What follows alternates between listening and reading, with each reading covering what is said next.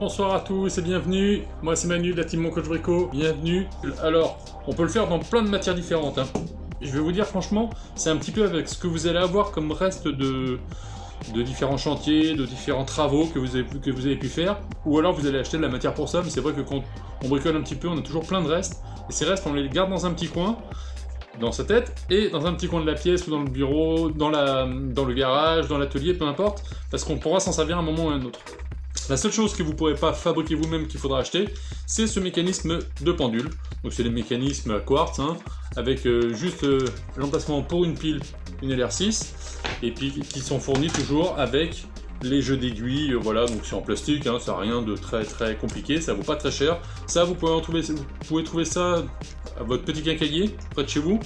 Faites travailler le petit commerce de proximité, c'est toujours mieux. Si vous ne trouvez pas, vous pouvez trouver ça sur internet sans problème. Donc pour cette pendule, moi je suis parti sur quelque chose d'assez naturel avec les restes des différents tutos que l'on a fait auparavant. Donc il me restait un petit morceau de contreplaqué relativement fin, bah voilà, je l'ai recoupé, je l'ai poncé grossièrement, parce que j'ai pris un petit peu d'avance, parce qu'un quart d'heure c'est quand même court pour faire des tutos. Donc je l'ai poncé grossièrement histoire que ce soit propre et barbé.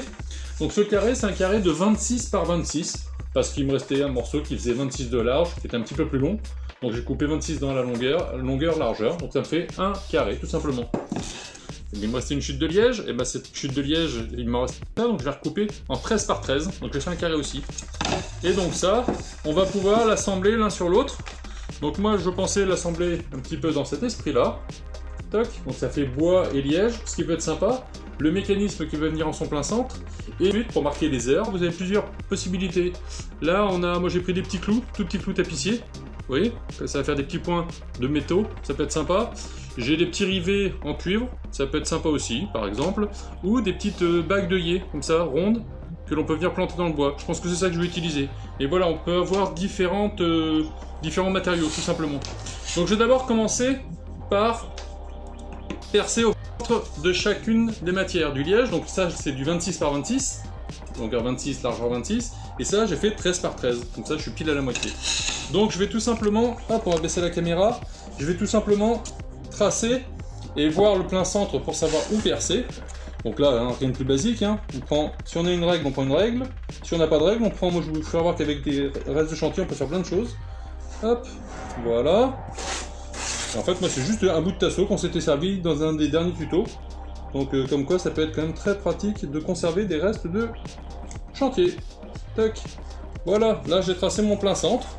Je vais faire de même avec mon liège, que je mettrai dans l'autre sens après.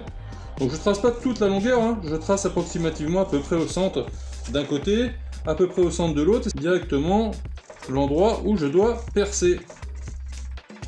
Voilà, donc là je dois percer pile poil ici. Hop. Donc ça va être assez simple, hein, pour percer. On prend, alors vu que je travaille sur du bois aujourd'hui, eh ben, je vais percer avec une mèche à bois, tout simplement. Alors le liège c'est ultra simple, hein, ça se perce de pair, ça vous le savez. Je mets ma main derrière, juste pour pas qu'il éclate dans tous les sens. Donc, je vous disais, hop, j'ai percé mon liège, donc assez facilement, comme vous avez pu le voir. Donc là maintenant je peux percer, hop là, je vais percer mon contreplaqué en son centre. Si vous faites ça sur votre plan de travail, n'oubliez pas, ou sur votre établi, n'oubliez pas de mettre un marqueur pour quand vous allez percer, que ça ne vienne pas percer le fond de votre planche. Votre plan de travail, tout simplement. Donc moi je vais le mettre directement en déport, ça va être plus simple. Voilà. Je préfère y aller doucement pour avoir un trou propre, plutôt que d'y aller trop vite et de tout éclater. Hop. Donc là j'ai fait mon trou dans mon contreplaqué, mon trou dans mon liège. Donc là je vais venir les encoller l'un à l'autre. Hop. Exactement comme ceci. Ça va faire quelque chose de très graphique. Avant ça, je prends l'axe de ma pendule pour voir si tout se passe bien, si ça passe bien à travers. C'est-à-dire quand je le rentre à l'arrière. Voilà, l'axe de ma pendule ressort bien, assez profondément de façon à pouvoir incruster les aiguilles. Donc là, ça passe bien. Donc je vais venir en coller. Je vais juste faire deux petits traits légers que je viendrai gommer à la fin, de part et d'autre, de façon à savoir où poser. Alors là, c'est vraiment très léger, c'est juste avoir un petit repère léger pour savoir où est-ce que je vais poser mon triangle, mon carré pardon, en liège pour que les pointes soient bien l'une en face de l'autre, les unes en face des autres, tout simplement. Hop, voici. Donc là, je vais prendre de la colle à bois prise rapide, comme ça va pas mettre 2 heures à sécher, parce que l'avantage c'est que le liège c'est du bois, donc je vais en coller ma partie en liège.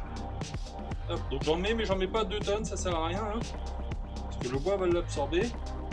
Voilà, hop. J'ai prévu un petit martyr pour pouvoir venir presser, tout simplement. Et donc là, j'ai fait ma petite croix pour avoir exactement les axes, et je vais le placer en fonction du trou et de mes 2 axes pour que mes 4 pointes de mon morceau de liège aillent sur mes 4 pointes de mon morceau de bois. Alors l'avantage de la colle à bois, c'est que c'est une colle qui devient transparente, totalement transparente à l'arrivée. Donc là, je viens de l'encoller, c'est une prise rapide 2 minutes, donc je vais venir avec mon martyr par-dessus pour pouvoir venir le presser, surtout que ça le presse bien à plat. Si j'appuie uniquement avec la main, c'est le dessous de mes phalanges qui vont appuyer, mais entre mes doigts, ça ne va pas correctement appuyer. Donc vous prenez un deuxième morceau de bois que vous venez presser, puis il va venir presser entièrement, intégralement. Et là, on va laisser patienter gentiment 2 minutes. Toc. Pendant ce temps-là, on va choisir ce dont je vous parlais tout à l'heure, ce que nous allions mettre, qui va faire le marquage des heures. Alors là, ça va être assez simple. Moi, je vais prendre des petites bagues d'œillets. Donc ça vaut en mercerie, ça doit valoir 50 centimes la boîte. Ça vaut vraiment rien. Ou si vous n'avez pas, vous pouvez prendre des petits rivets en cuivre, parce que c'est joli, c'est le côté esthétique. Et puis surtout, ça va faire un mélange bois et métal. Métal par les points d'heure, et le bois et le liège étant du bois, ça vous fait un ensemble de bois. Ou des petits clous comme ça, des petits clous tapissiers. Alors ceux-là ils sont en gris, avec des têtes assez grosses, mais vous pouvez prendre des clous bombés, vous pouvez prendre des clous traditionnels. Hein. Il faut juste couper la longueur pour pas que ça dépasse et que ça passe de l'autre côté. Voilà, donc moi je vais prendre, j'ai dit que j'allais prendre mes petits œillets, petites têtes d'œillet. Alors je sais pas si on voit bien la caméra, à quoi ça ressemble. C'est tout petit, c'est gros comme ça, en fait c'est des petits anneaux qui sont creux. Vous savez, quand on vient mettre un œillet sur une matière, un textile ou autre, ces petits anneaux, c'est creux, et c'est légèrement dentelé sur un des côtés. Et bien ça, en fait, je vais juste venir les tambouriner. L'avantage, c'est qu'on va conserver le bois en son centre, vu que c'est creux, parce que la couronne va venir se planter dans le bois, et on va voir un anneau métallique avec le bois toujours à l'intérieur. Et ça, c'est le petit détail qui fait le final assez sympa. Donc, il va m'en falloir 3, 4. Un pour 3 heures, un pour 6 heures, un pour 9 heures, un pour 12 heures. Et je vais en mettre encore entre les 4. Donc je vais en prendre 4 de plus, je vais en mettre 8 au total. Tac, tac, je veux pas. Tac, et clac. Voilà. J'ai mes 8. Mais si vous n'avez pas ça, prenez ce que vous avez chez vous. Je vous dis, si vous avez des clous, si vous avez des clous tapissiers, si vous n'avez pas, vous pouvez prendre aussi des petits morceaux de tasseau, couper des petites languettes pour pouvoir venir le coller, des petites barrettes de liège pour pouvoir venir marquer vos heures. Après, c'est en fonction de ce que vous avez, vous le transformez et vous le mettez dessus. Si vous avez un jardin et que vous avez des petites branches, vous pouvez venir coller des petites branches pour marquer vos heures. Alors ne marquez pas toutes les heures, hein. 1, 2, 3, 4, 5, 6, 7, 8, 9, 10, 11, 12. Ça fait une horloge qui est trop compliqué à lire, parce qu'une horloge, on a une pendule, on a besoin de la lire. Quand on regarde là, on a besoin de le lire rapidement. Si vous marquez toutes les heures, c'est trop... Pour l'œil, c'est trop... On se perd facilement. Il vaut mieux marquer à la limite 3, 6, 9, 12, et à la limite les entre-deux, mais pas plus. C'est vraiment limite le grand maximum. Ou après, il faut un grand format qui permet de vraiment détailler toutes les heures. D'accord? C'est comme marquer les minutes, ça sert pas à grand-chose au final. Tac. Alors, mon morceau étant maintenant pressé, tac, je vais venir marquer. Alors avec mes mesures, je vais prendre mes mesures et je vais venir marquer. Ne vous inquiétez pas, vous travaillez au crayon de papier, comme ça vous permet d'effacer vos tracés après, une fois que vous avez fini.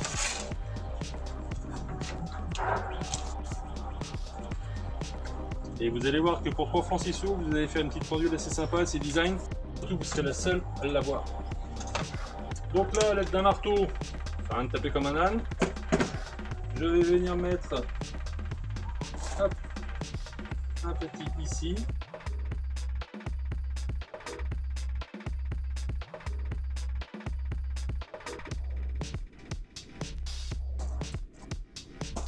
Donc là, j'ai marqué mes heures, donc ma pendule je pourrais la mettre comme ça, mais moi j'ai décidé je vais la mettre comme ça, vous voyez, en version losange. Je les ai pas plantés complètement, mes œillets, de façon à ce que ça ressorte et que ça fasse des petites ombres, pardon, quand il va y avoir un petit rayon de soleil, une lumière qui va taper dessus. On est d'accord? Donc là maintenant je vais venir tout simplement incruster mon système d'horloge au dos. Donc ça vient juste de s'emboîter, hein. Les aiguilles elles viennent juste s'emboîter les unes sur les autres. La moins longue d'abord, après la plus longue, et on finit par la trotteuse, donc celle des heures, la plus grosse, la plus longue, celle des minutes, la petite trotteuse par-dessus qui vient se planter. Hop. À l'arrière, on vient installer tout simplement sa petite pile LR6.